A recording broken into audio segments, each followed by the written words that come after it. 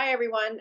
My name is Sarah Deisher, and I'm one of 3 undergraduate academic advisors for the Department of Mechanical Engineering.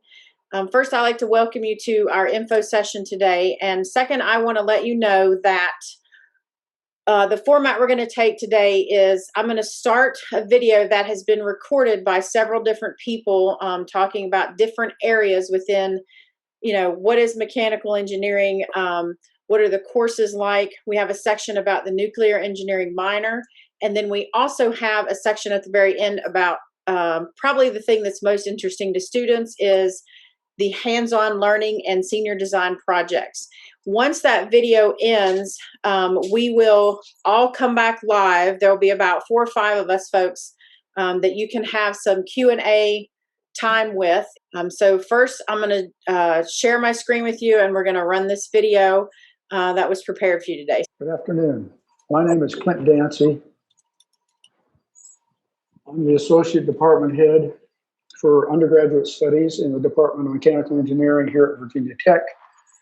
Welcome to the information session for the Department of Mechanical Engineering. Let me begin by sharing my screen. We have several people who are going to speak today. I will speak first. I have a few slides. Professor Ott, who is the coordinator of our senior design program, will speak after me. Dr. Mark Pearson, who is a ME faculty member and also teaches mainly nuclear engineering courses, will speak about the nuclear minor, and then Sarah Deisher will close. This opening slide, these are pictures of, 3 of the pictures are associated with our senior design program, which Professor Ott will speak about. These are all pre-COVID-19, as you can see. The one in the middle is the fluid mechanics lab that I'm responsible for. This is while COVID is going on. This picture was taken, I believe, in the fall semester of 2020, the fluids lab, and you can see that the number of students that are participating in the lab and that can be in the lab at one time is greatly reduced from what it would be ordinarily. But nevertheless, about 75% of the students wanted to do the physical lab, which is great. So what we will be speaking about today is, I want to say a little bit about mechanical engineering in general, and particularly about the range of technical areas that fall under the umbrella of mechanical engineering. So you get an appreciation for the breadth of this discipline. I also will speak about independent study and research that's available to undergraduate students. This is somewhat outside of a typical lecture class. It's not a lecture class. It also, I have some examples of such research and study that also gives you an idea of the breadth of mechanical engineering, what our faculty are doing, and what the students are able to get involved in, and get credit toward their degree, as a matter of fact. And then I will close with some departmental statistics. Particularly the class sizes, who's teaching the classes, and also what we're getting from the survey of our graduates, their starting pay, how many have jobs, how many are still seeking employment, and so on. Then Professor Ott will speak on senior design in particular, and Dr. Pearson will speak about the nuclear minor, and as I said, Sarah will close. These all, by the way, also all of these images are also from senior design pre-COVID. Up in the upper right-hand corner is the exhibition at the end of the senior year, where every senior is involved with a senior design project on a team, and they present to the public. And then these other images are from that exhibition, just particular pictures of visitors and people presenting and so on. Professor Ott will speak more about that. So mechanical engineering, as I've indicated here, is the broadest of the engineering. I think it's generally regarded as the broadest of the engineering disciplines.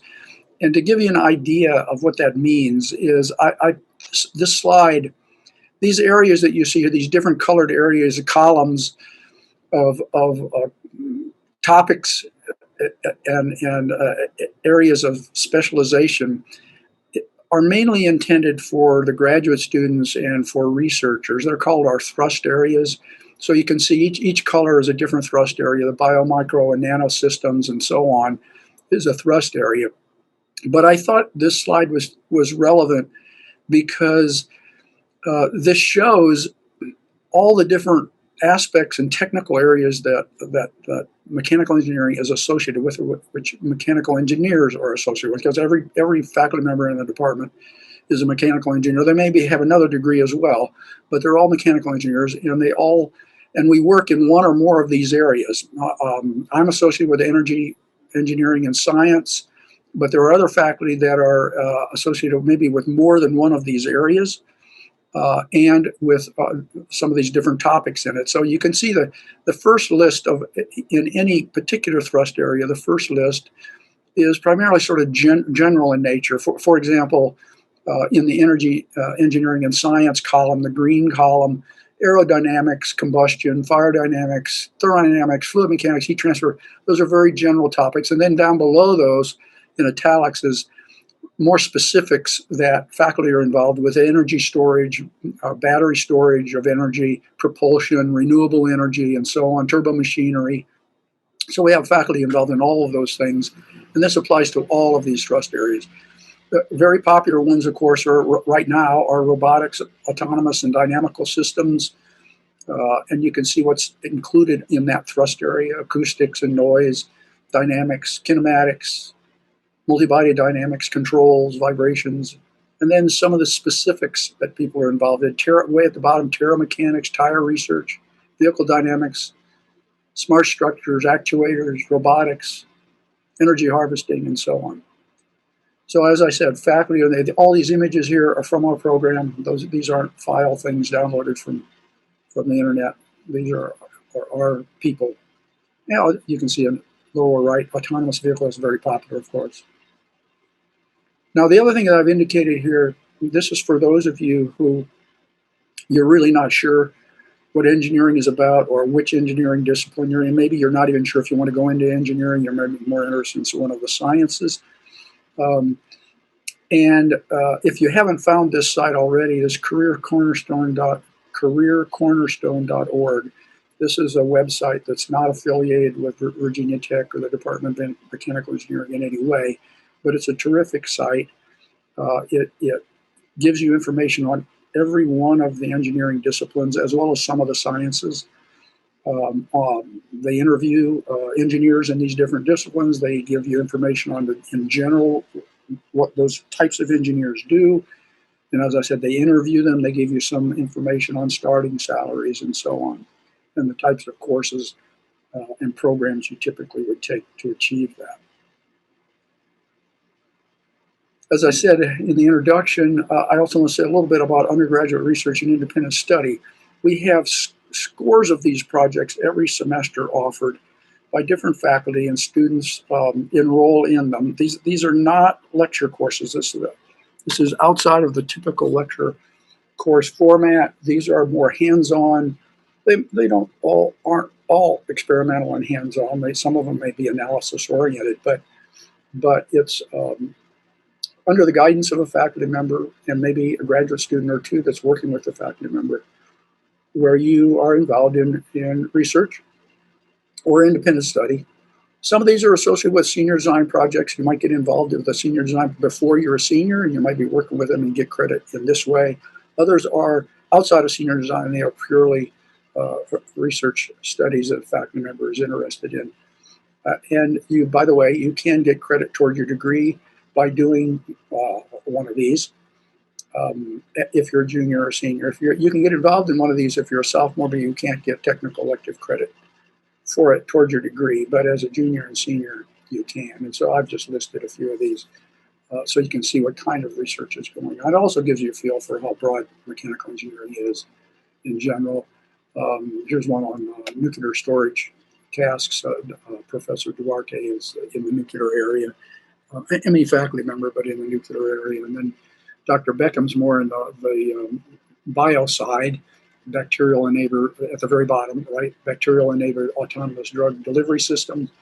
And of course, we have quite a few on robotic systems and autonomous systems, um, finite element modeling, and energy harvesting. Dr. Zoe is heavy into energy harvesting.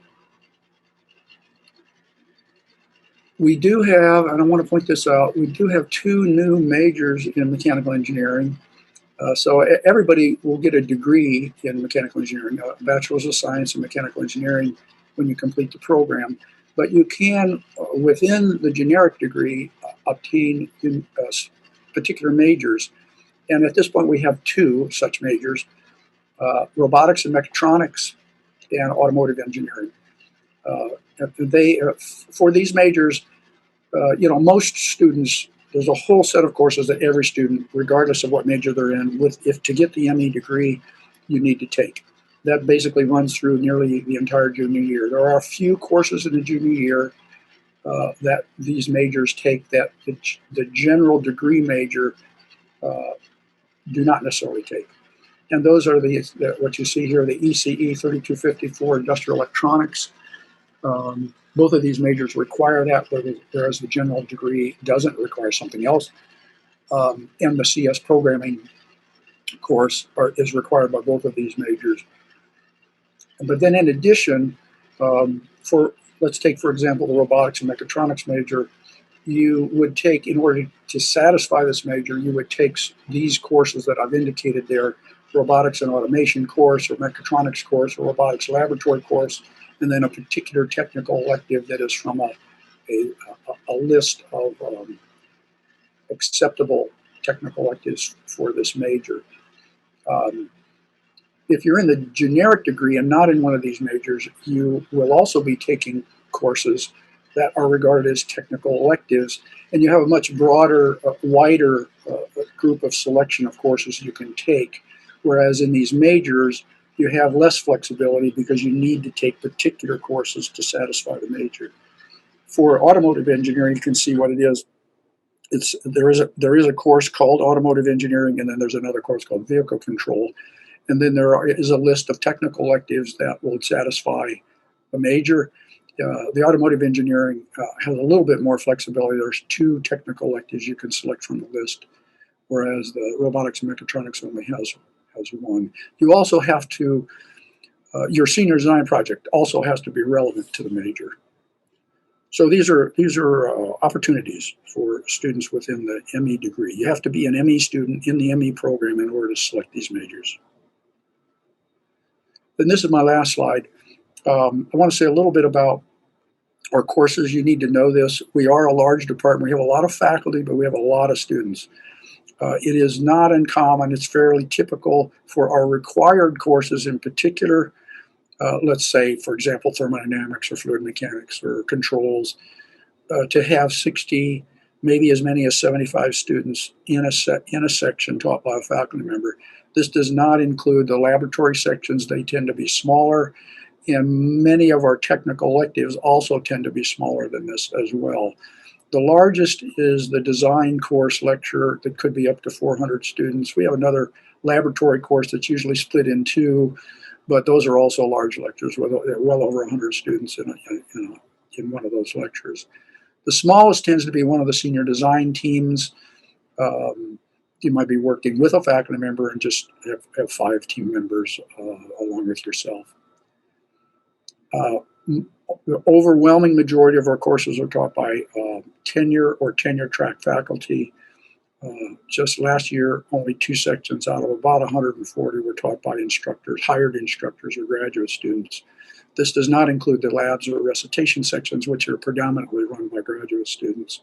We do hire instructors. Instructors have doctoral degrees and experience. We've been lucky to have very good instructors. Let me say something quickly about job placement. This is from the class of 2019. Last time I looked, we didn't have data from the university on the class of 2020. And this is a survey that goes out to all the graduates 6 months after graduation, and then it's broken down by college and by department. So this information is for this mechanical engineering students that graduated in May of 2019, 6 months after graduation. So 71% had a job or a job offer in hand. 45% of those had 2 or more job offers. 15% of those respond. By the way, a lot of students responded. This is not a small sample. There may be a couple of hundred students have responded to this survey. 15% were in or entering grad school. At the time, this was 6 months after graduation. They were probably in grad school at the time. There were 13% still seeking employment. The median salary reported by the students was a couple of $1,000s more than the previous year, $67,000.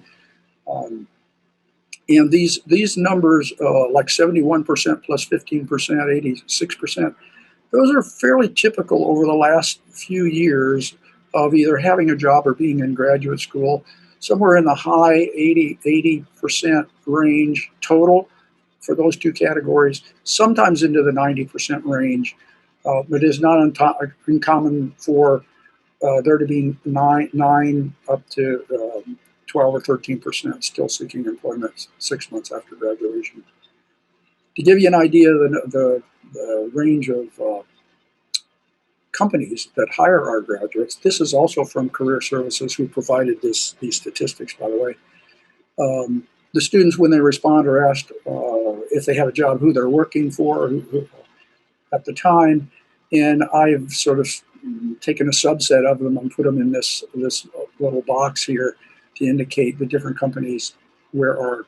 And some of these have more than one graduate is working for them or was hired by them, but it gives you a feel for the range of. You see very common industries, companies that everybody has heard of: Boeing, Ford, Honda. And then you see some others, and maybe you're a little surprised. I see Frito-Lay down there. I see Anheuser-Busch. I see, well, there's DuPont. I used to work for DuPont. I see Walt Disney and so on. So our graduates are hired in all different industries all over the country. And we're pleased that they are so successful that 86% of them either have a job now or are in graduate school. Thank you for your attention. Hi, I'm Professor Mark Pearson in the Mechanical Engineering Department, and I'm one of 6 nuclear engineering faculty members in the nuclear engineering program at Virginia Tech. So I want to talk to you today about the minor in nuclear engineering. To find out more about this minor, you can go to the mechanical engineering website, which is me.vt.edu, as you can see up here. And once you're at that site, you could scroll down till you get to the student resources on the left here, and then under undergraduate. Even though you're a prospective undergraduate at this point, you could click under current undergraduates and then scroll down to the bottom, and we have a section on the nuclear engineering minor, and open that box. And then this gives you a brief description of the program, but we want to get more information about it. And so what we'll do is click on the box, say more information about the nuclear engineering minor. And this shows you sort of the purpose. The purpose of the minor is to help students who are interested in a career in the nuclear industry or different companies that might have nuclear programs. For Virginia, that would include Newport News Shipbuilding. It would include Dominion Energy, which operates 4 reactors in the state of Virginia. And there's also Framatome in Lynchburg, Virginia, that designs nuclear power reactors as well as services existing reactor fleet. There's also BWXT, BWX Technologies in Lynchburg, which manufactures all the nuclear fuel for the United States Navy for their submarines and aircraft carriers. And they also have programs related to space reactors and university research reactors for fuel at that particular place. And that's just a small sample. And so basically they want students who are either mechanical engineers, electrical engineers, physics majors, civil engineers. And then if you have a minor in nuclear engineering, then that's going to move you up to the top of their list because they're going to have to train you, and you will already have some background information on nuclear engineering with the minor. Also, we don't have a major in nuclear engineering yet at Virginia Tech, so the minor is a good feeder program if you want to go on to graduate school at Virginia Tech to get a master's degree in nuclear engineering. So all minors at Virginia Tech require 18 credit hours or 6 classes. We have 4 required classes. You can see here, differential equations, 2 classes in Part 1 and Part 2 of Fundamentals in Nuclear Engineering. And that's a 2-semester sequence. And then radiation detection and shielding. And then you have to take 2 electives that are shown here.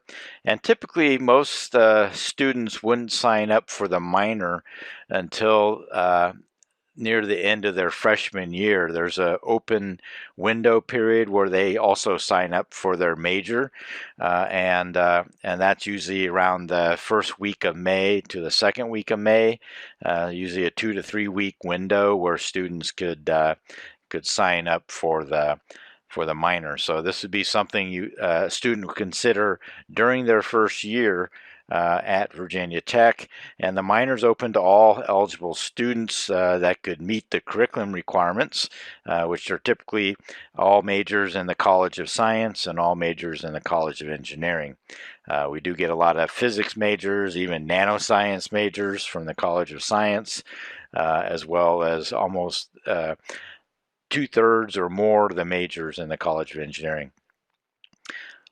So I thank you for your time, and please consider our minor in nuclear engineering. Hello to you all. Thank you for your interest in mechanical engineering. I'm Professor Robinette, and I teach the ME Senior Design class. It's the time when students will apply what they've learned in their previous 3 years of coursework to an open-ended project challenge in a team-based environment. Senior design is required for every ME student and is typically taken your senior year, both fall and spring. Each student is required to work 10 hours per week on their project. We have a lot of students in our department, which means we have a lot of project teams. This year we have 51 teams divided up between industry-sponsored projects, collegiate competition teams, and faculty-sponsored projects that can either support the faculty members' fundamental research or a global humanitarian need. There is a common and false notion that MEs just work on cars. While we have 7 automotive teams this year, we also have many other fields represented with our senior design projects. Some of these include biomedical, energy, robotics, nuclear, and additive manufacturing. The field of mechanical engineering is very broad with many different job opportunities. One thing about our program that's different from some others in the College of Engineering or from other schools in the nation is that we don't let our students end their project with a CAD model and a poster. We make them design, build, and test. So the students actually build their product and then test it to make sure it meets their customer needs. Undoubtedly, they learn more during the build process than during any other part of the class. VT has had several taglines over the years like hands-on, minds-on. That's what this class really embodies. During non-pandemic times, we encourage students on industry-sponsored teams to take a road trip to visit their sponsor. It is the best way for the students to truly understand their customers' needs. In years past, we've had teams visit places like the Naval and Marine Corps Air Station at Cherry Point. They got to sit in a real F-18 aircraft and also fly the F-18 flight simulator. A team working on an unmanned ground vehicle visited the UPS Worldport headquarters in Louisville, Kentucky. I took a team to Electric Boat in Groton, Connecticut, where we saw US submarines in different stages of construction. It was really amazing. Next, I'll share with you 3 examples of projects we've had to give you an idea of what you could be doing as a senior in ME at Virginia Tech. The Action Coupling team was building a device to help firefighters find their way out of burning smoke-filled buildings. It was sponsored by a company named Action Coupling. Notice how closely their CAD model, shown in the bottom left, matched the actual finished device in the photo of the upper left. The team got to work with the Blacksburg Fire Department to test their device in a live fire scenario, primarily to make sure it survived the high temps it would likely see. Hopefully you can see how involved and exciting these projects can get. One of our frequent sponsors is an organization called Quality of Life Plus. They're a nonprofit organization that partners engineering students with wounded veterans who need help with a device that could improve their lifestyle. The veteran challenger for this team lives in rural Maine and constantly gets her wheelchair tires dirty when doing things outside. She has indoor wheels and outdoor wheels, much like we have hiking boots for outside and slippers for inside. Tammy was reliant on family to help her change out her wheels. Our senior design team designed and built this wheelchair lift device for Tammy. It sits on her front porch and she uses a key fob to lift and lower her wheelchair, allowing her to swap out her tires by herself, improving her feeling of independence and keeping her floors much cleaner. This project was completed in 2018, but I'm still in touch with Tammy and she says she uses this device every day. Here's an example of a very different project. We had a student team working with Lockheed Martin out of Texas.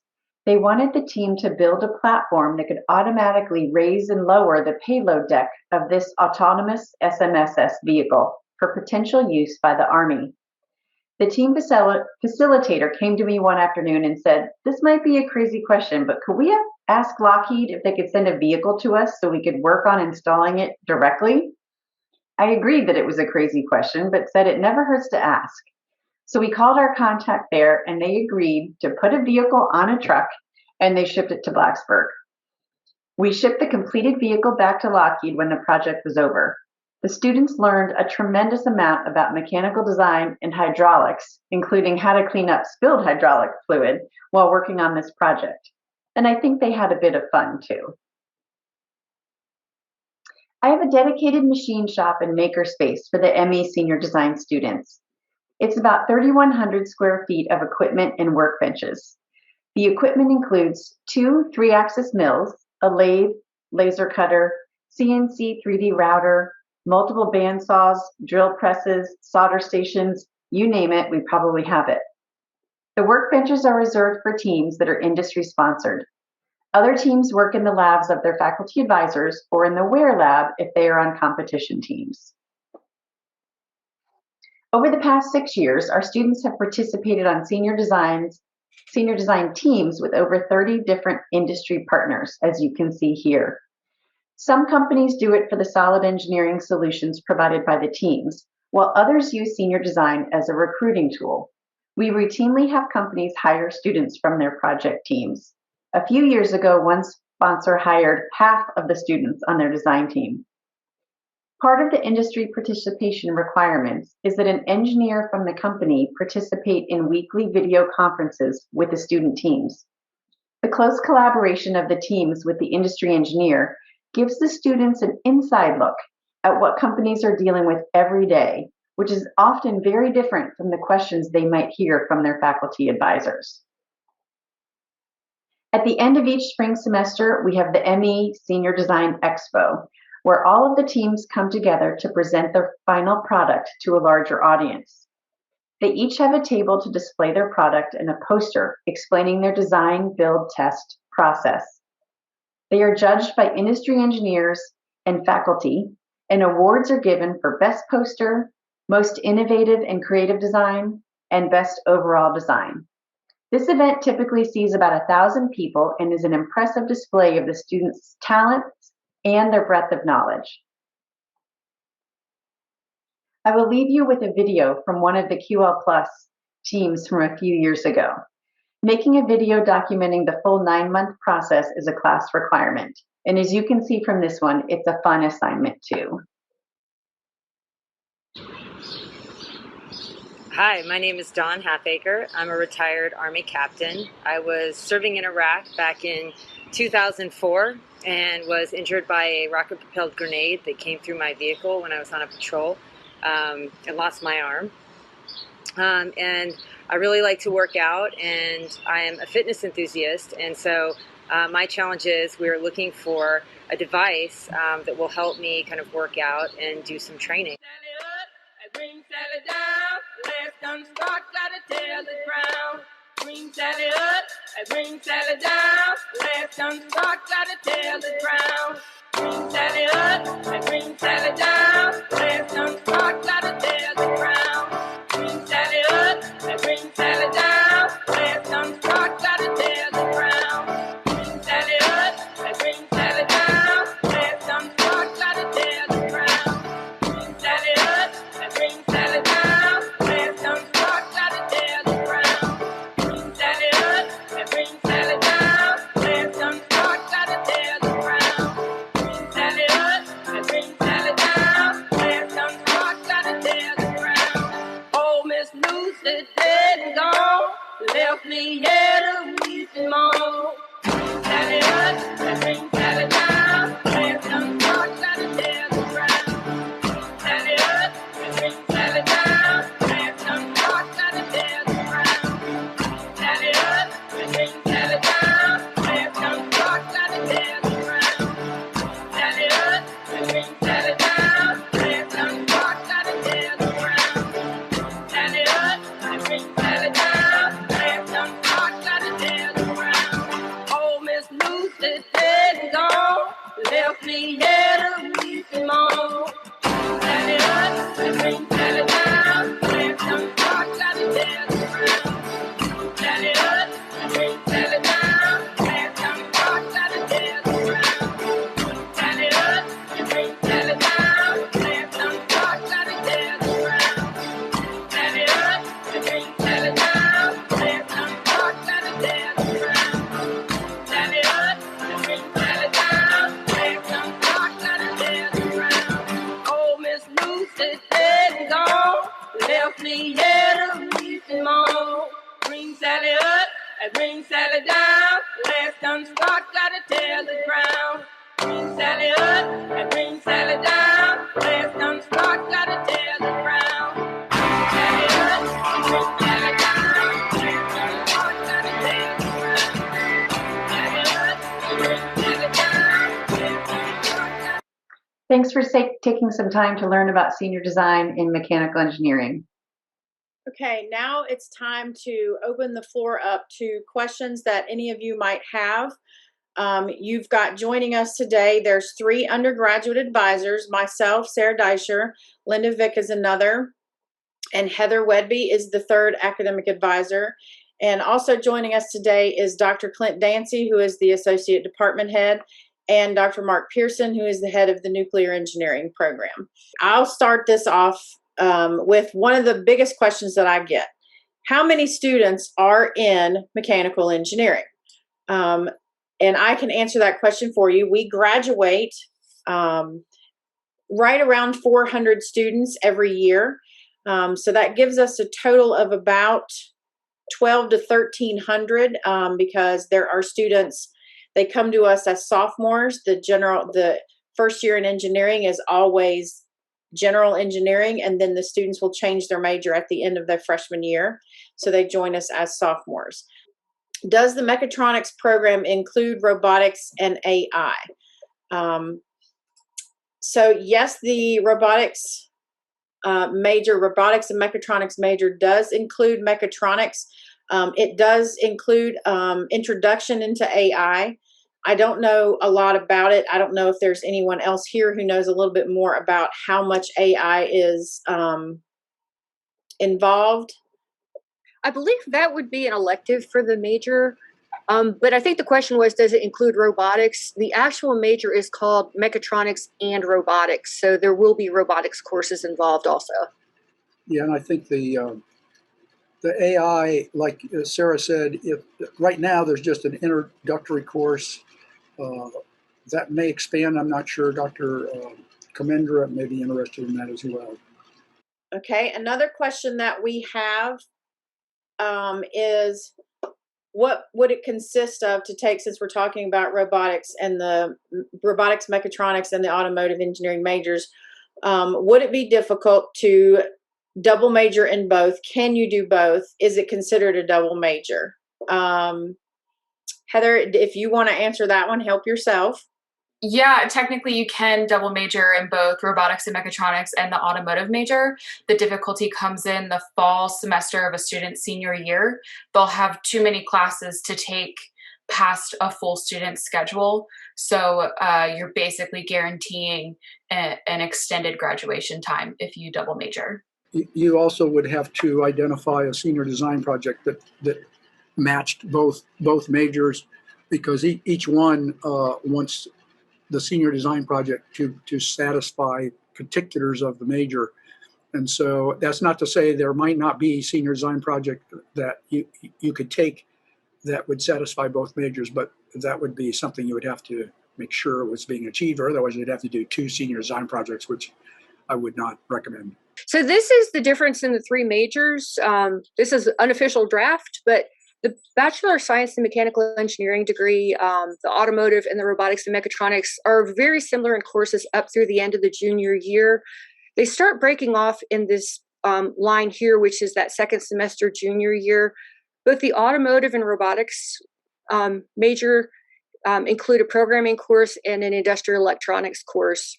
What Sarah was mentioning is that to double major in multiple majors, you're going to be taking roughly 9 you're going to have vehicle control, automotive engineering, mechatronics, robotics and automation, lab, lecture, and seminar. So all of those in one semester are also going to be a lot, in addition to finding a senior design project, which encompasses all of those. But pretty soon we should be posting these to our website after they've been approved and are more final. But they pretty much differ, so the student doesn't have to make up their mind till probably about the end of their junior year. We all love flow charts. I mean, come on. Yeah. We do. I'm going to answer Kimberly's question asking about applying to mechanical engineering directly from high school. Okay. So every engineering student that is accepted to the College of Engineering starts out their first, at least semester, but typically their first full year in general engineering, where they take a cohort curriculum with all of other general engineering students. So students typically do not change their major to mechanical until the end of their freshman year. I'm going to go back to there are a lot of questions apparently about the automotive engineering major and mechatronics major. So the question is, would my degree say mechanical engineering even if I decided to major in automotive engineering? And the answer to that is yes. The degree title will be, that is Bachelor of Science in Mechanical Engineering. That is what it will say on your diploma. If you pick automotive or robotics and mechatronics, underneath it, it will say major automotive engineering or major robotics and mechatronics. If you stay in the general mechanical pathway, then it will say major mechanical engineering. So yes, the degree title will remain Bachelor of Science in Mechanical Engineering. And I'll add one more detail that people have asked about.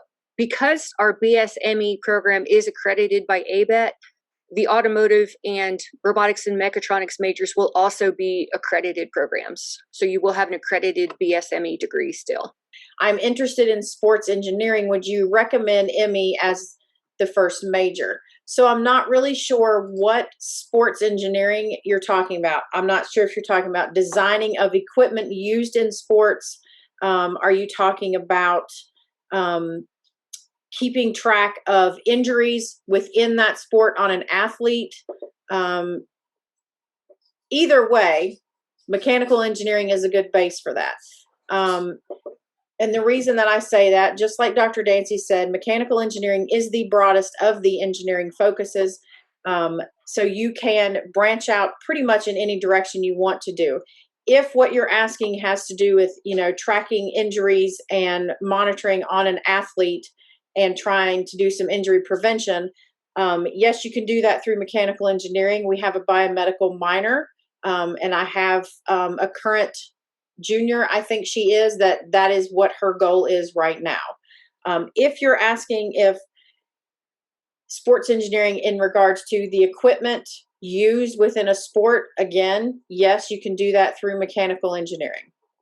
What is the gender ratio in mechanical engineering? And I'm going to let our numbers person say that because she loves numbers. But if you don't know it, Linda, I do. Go ahead, Sarah.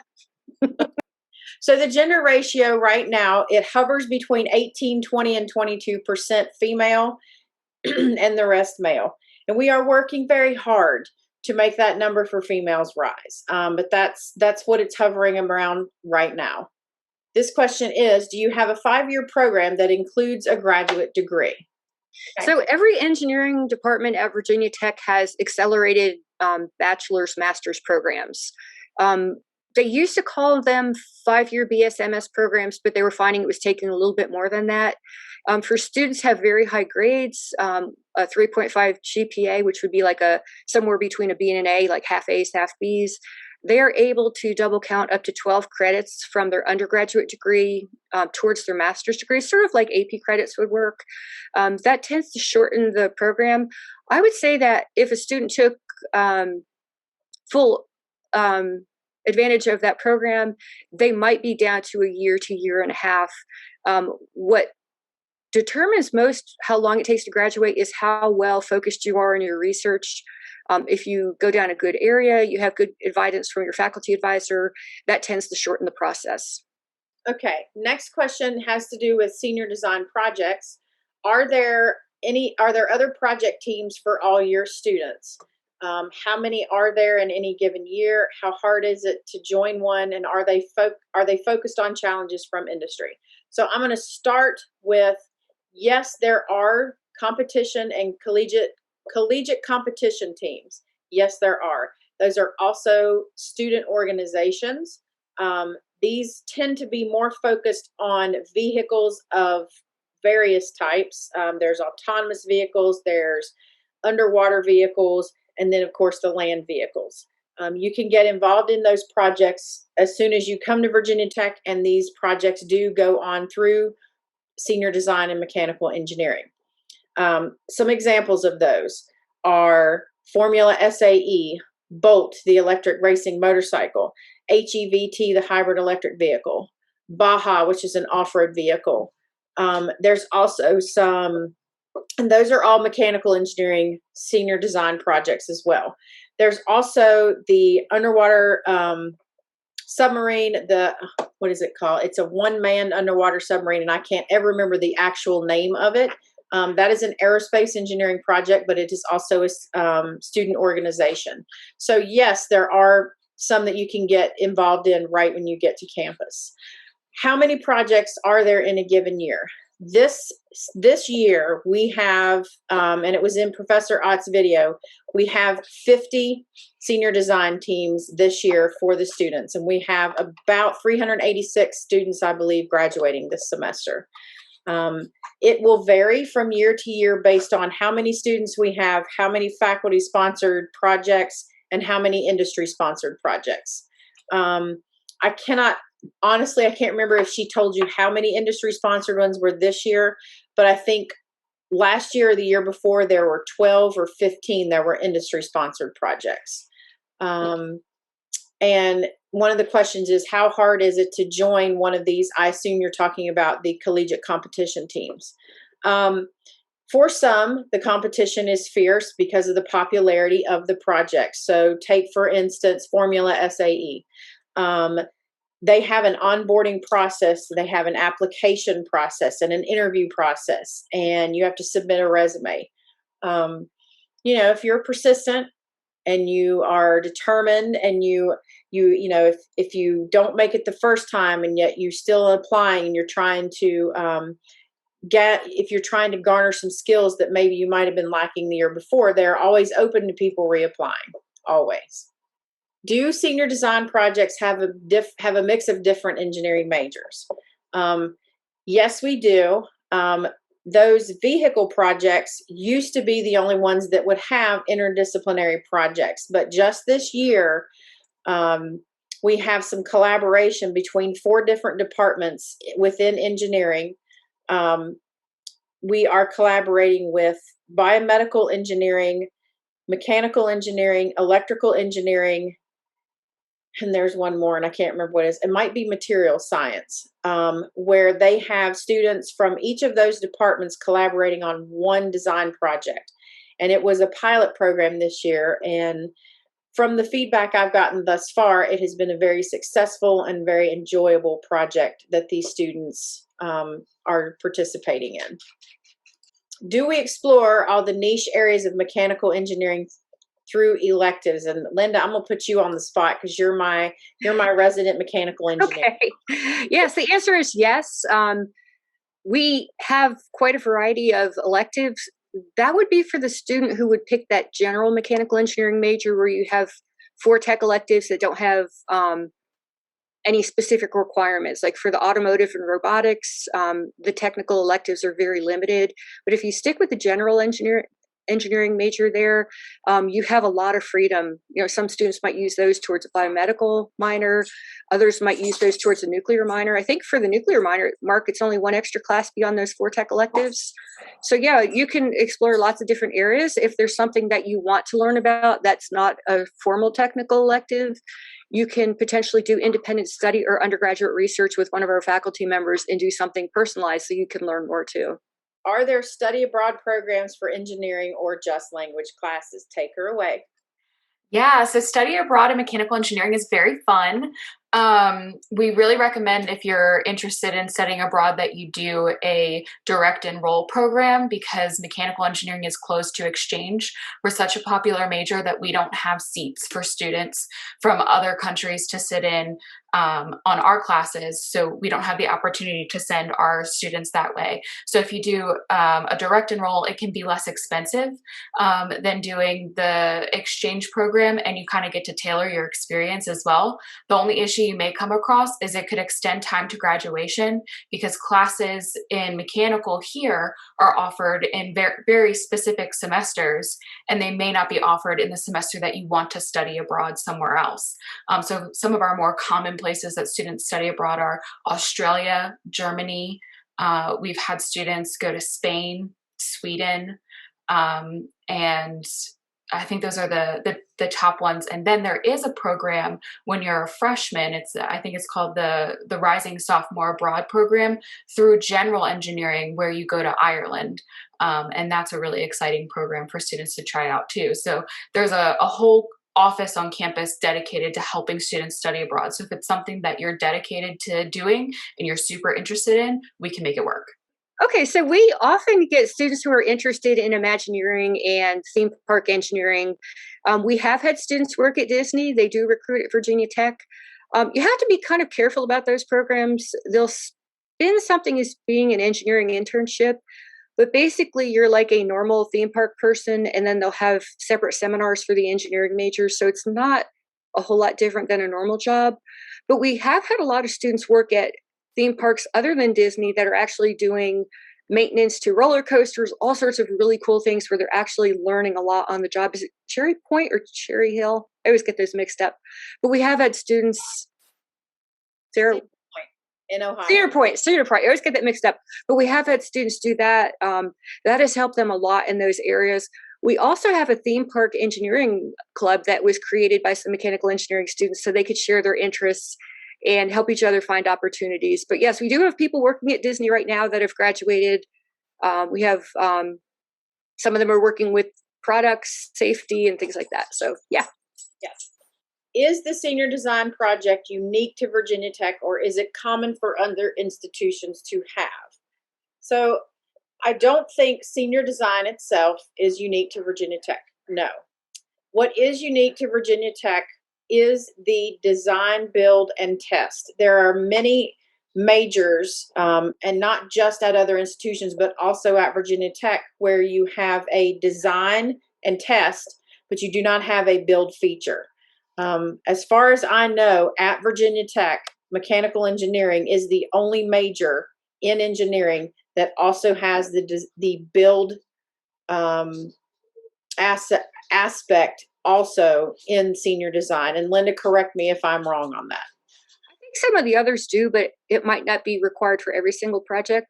The other thing I think that's really good about our senior design project is it's a 2-semester long project where you're working on the same project both fall and spring with the same team. So you do have a lot more time to do a very thorough design. And because it's a team project, you're not struggling with something on your own. You might be a really smart person who has a hard time working with other people. This will help you with people skills. And, some people aren't assertive enough, and it teaches them how to handle team members who aren't pulling their share of the weight. Other people, it's just really cool because they love the hands-on aspect. Everybody gets something out of that project. And I just think the team aspect and the 2-semester aspect of that is really good, especially good. Back to robotics major, and I'm going to answer this question probably not in a way you expect me to. Can the robotics major apply to robotics in a lot of areas, such as autonomous vehicles, space technology development, medical, and etc.? And here's what I'm going to tell you. Yes, it can, but I'm here to tell you that the courses that you take at Virginia Tech are not necessarily going to be the thing that's going to propel you into the industry that you want to do. And that is going to be you reaching out, putting yourself out there for internships, maybe a co-op term with some of these companies, because what they are going to be looking for is, do you have experience in these areas? And yes, they know you're getting experience in these courses, but what they are also going to be looking for is, did you do something other than just taking classes in this area that you want to be in?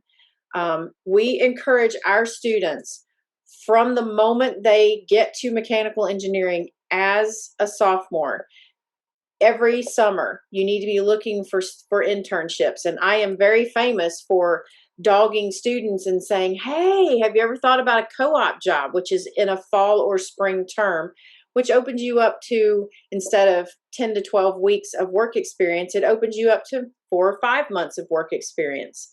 Our major at Virginia Tech is has the highest percentage of students who will do a co-op in their time at Virginia Tech. So we are all very big fans of the co-op program.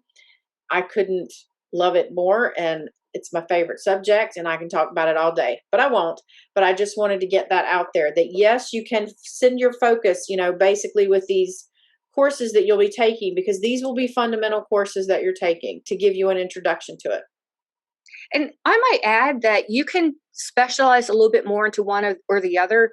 Like, for instance, if you wanted to do the robotics and mechatronics major and work with biomedical, maybe you join the bioactivity design team. Like, that's a club team. They design biomedical parts to get some experience in that area, maybe take a biomedical internship. There are courses that you could use as electives, like space environment. So you could learn more about how that space environment would affect a design of the materials, the electronics. So yeah, you could take specific courses in addition to the ones required for the major to specialize even more within that major. But in general, in engineering, we try to teach you the fundamentals that you could apply to almost any application. So let me answer this question because it's related to what we were just talking about. Does the co-op program delay graduation time? It can. For a lot of students who come in with a lot of credits, they may be a little bit ahead, and so it may not delay their graduation time. But for many students, changing their graduation time to a different year and semester, it's far more important to them to get that co-op experience and to get the work experience, have the networking, so that when they are ready to graduate, they can get the job that they are seeking a lot easier than if they had not taken that opportunity for the co-op. But yes, it can delay. I know a couple fun stats about co-ops since we're on the subject. So the first thing, 30% of our students will participate in a co-op. And of those students, they have higher GPAs than students who do not participate in co-ops and can negotiate for higher salaries. So a co-op is a really great experience for those reasons alone. But also, a lot of students are concerned about extending time to graduation to participate in a co-op. But if you were to look at our statistics again, the typical time to graduation for a mechanical engineering student is 4.7 years. And we think a lot of that has to do with students electing to participate in a co-op. Next question, does VT have a VEX team? So a VEX team, I think, is a competition robotics team. Okay, so a VEX team in particular, I do not know of one. I do know of several robotics competition teams that we do have.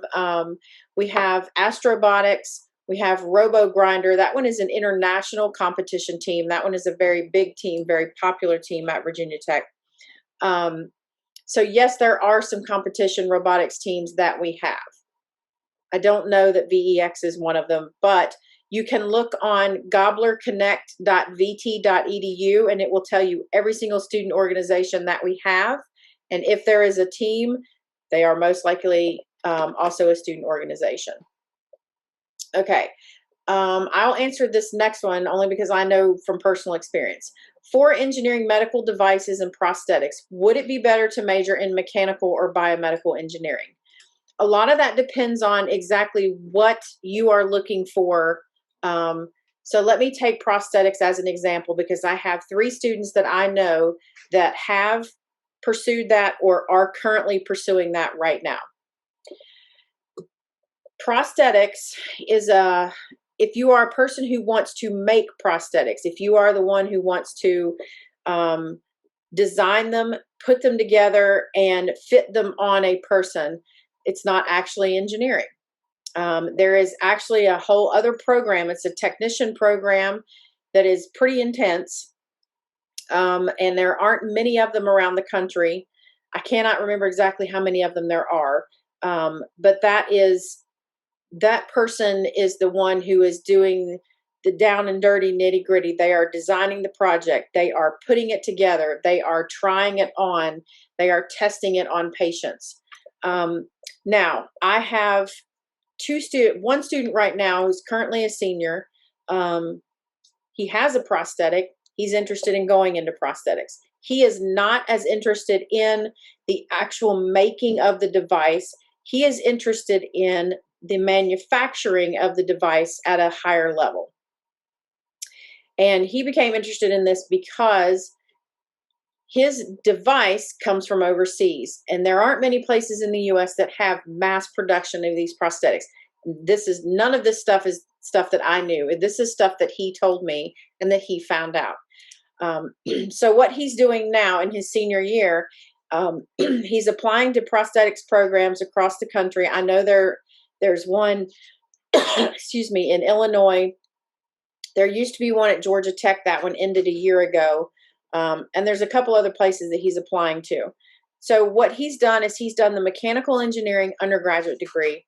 And in the last year, he's also been taking things like biology, anatomy and physiology, some chemistry courses, so that he has a foundation for these places across the U.S. For these prosthetics programs. Now, I cannot speak to biomedical engineering because I don't know personally any students who have done biomedical engineering major and gone on to prosthetics, because that major has only been around at Virginia Tech for a couple of years. So then I can't tell you, what their plans are and if that is a path. Let me add one comment to deciding between the 2 majors. At Virginia Tech, you enter as a general engineering freshman and you have a year to decide on which major you want to go into. So you have a little bit more time to talk to people, talk to professors, talk to upperclassmen to figure out what you want to do. Maybe you have an internship after that first summer where you find out a little bit more about one or the other, and it helps you make your decision. But you do have an extra year to think about it, which I think is really good. Okay, next question is, can you do a minor in computer science with a major in mechanical engineering? The short answer to that question is yes, you can. The long answer to that question is, It will likely extend your time at Virginia Tech simply because the CS minor is 21 credit hours, and you can only count one of those courses actually. Nope, two. I had to sit here and think about it for a second. Where you can double count it within the degree for mechanical engineering and for the minor in CS. So there will be a lot of courses above and beyond the ME curriculum that you are in. And it will most likely extend your graduation date for the CS minor. We do have students do it. We have probably 4 or 5 that will graduate per year with the CS minor. If you do a co-op for a semester, are you paying full tuition and do you get paid? Oh, I'm so glad we're having more conversations about co-ops. Okay. For the question of are you paying full tuition, the answer is no. If you do a co-op designated, if you do a university sanctioned co-op, you will get this placeholder course placed on your transcript that designates you are doing a co-op for this semester. You pay a $75 fee. And what that fee is for, it puts the course on your permanent record, your academic record.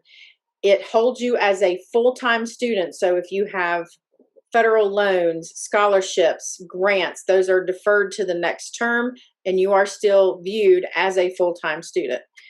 So the second question is, do you get paid? And this is my favorite. Yes, you get paid, and you can get paid really well if you play your cards right and get, some of these co-ops. I think we have one right now making $34 an hour. No, we had one the other year that was $40 an hour. Yes. But I think the average is about $20 an hour. It is. So yes, you can get paid. Do you see, Riley, why we love some co-ops? Love some co-ops. Okay. You can make a full semester worth of tuition in the 4 to 6 months that you do the co-op. So gonna throw that out there. Gonna throw that out there a little bit. Okay. For incoming freshmen, is there any summer internship opportunities prior to starting fall 2021? I'm sure there are. I've never actually had that question before. I'm going to start and say that when I started at Virginia Tech, I found an internship before I got to Virginia Tech. Virginia Tech itself doesn't tend to hire interns. There are so many engineering students that want to do those that it's really hard to find paid opportunities on campus. But if you can search locally, like back home or places like that, you could certainly look for something. It's easier to find an internship the more classes you have behind you, but I was lucky enough to find an internship starting when I was in high school. I know one of my students who actually did, instead of an internship, he did a summer research program in his hometown with the local university. So maybe that's something that might be an opportunity that you can try out from where you are right now. And I'm sorry I'm saying a lot. It's just been a really long day, and I apologize for that. When you said the build and test part for biomedical wasn't engineering, is that the same for other direct design and build areas? Is that not engineering? I'm assuming you're talking about the prosthetics. Is that correct? No, that's not actually. So prosthetics is very, very, very different from any other part of engineering. And like I said, I only found this out because my students were researching it. It is engineering, yes, but the way that the industry handles it is they have technicians, much like you are. Let me think of an example. So machining parts for, let's say, electric motors, only because my husband, that's what he does, right? He does not have an engineering degree. He has a machining certificate. So his job is machining these parts. And that's kind of what I'm talking about with prosthetics. From what my student has discovered within the prosthetics industry in the United States, you do not need an engineering degree. They are not looking for engineers for that particular thing with that particular product. As for the medical devices, I think the question was more like not necessarily prosthetics, just in general. So when I talk to students, my observations from working in industry as an engineer are that if it's something that's less skilled, like say drafting or just drafting or a designer, they look for more of a mechanical engineering technology degree that's a 2-year program. They tend to be different programs. Like a lot of people say, oh, I want to be a mechanical designer because I love using CAD. Well, a drafter is going to use CAD all day, but as a design engineer, you're not going to be using CAD all day. You'll be doing calculations, coming up with those decisions on the size and shape of parts, and your drafter is going to detail those drawings for you, do the more routine things that don't require that education. They just can't pay you big bucks to do those kind of things. Does that help? It does. This is why we keep you around, Linda, because Linda knows these things. Linda was. There was another question that disappeared that somebody asked about the full-time status, to clarify full-time, part-time status for co-op jobs. When you apply to Virginia Tech and you're accepted and you come here as a student, you are always a student. You never have to enroll in classes full-time or part-time during any semester. The only students who have that requirement to be a full-time student might be someone who's here on a student visa. They're required to take 12 credits. If a student is coming here on a student visa and they want to work, they can sign up for the 0 credit co-op class for the $75. They're considered a full-time student and their visa works for that. But someone who doesn't have that restriction does not need to sign up for that $75 thing. On the website, there's a separate program where if you wanted to have a notation that you're working part-time, that also works with international students where they might need to be a student and they might have to have something on the transcript saying that they're in a formal program with their school. But you could take off time just to hike the Appalachian Trail if you want. There's no reason that you have to be here every semester. You never have to reapply. Does the mechatronics program teach more designing or building? We haven't had our first round of the mechatronics program, so what I'm about to tell you is from the course that we've had for years. We have 2 courses that are still going to be in this major that we've been teaching up to this point. The first one is robotics and automation, and this one is very heavily on the theory, the design. We also have the course called mechatronics. This one is also theory-based, but they do have in that course a project where they must design something and build something. And in that course in particular, they also basically they do fight bots. And that's because it's a very fun project for these students. So they will design and build a little robot, and then they will have bot fights on as their like final project to test, endurance and if the thing works. I only know this because they do it in the big atrium in Goodwin Hall, and it's pretty cool to watch them do this because you see things. Do they actually build their own parts and machine everything for that? I don't know if they machine them themselves, but they design it. It might be the Trek Lab that actually builds the thing. Okay. I don't know. And because I've never taken the class, I don't know the ins and outs of what they're doing. So my spin on things would be if you want to do robotics and you want to be the person designing the mechanical aspects of the robot, there'll be like kinematics classes. The robotics class will talk about the trajectory, how things move. Some of the design part like that Sarah's mentioning, I think is a little bit more of the programming and control systems so that the robot knows how to make a decision and respond to its environment, like the autonomous vehicles. So they're not designing as many mechanical parts per se in that program, but you could certainly take classes that would help you become a little bit more proficient in that as your electives. Correct. And again, since these 2 majors are new, we've not had a class graduate in these majors yet. So I personally have not seen what it is they're going to be teaching because the first class will be this fall. So we've run out of time. We actually went a little bit over, but we had some great questions. So I just want to thank everybody for attending. I hope you all have a great afternoon. And as always, go Hokies. Take care.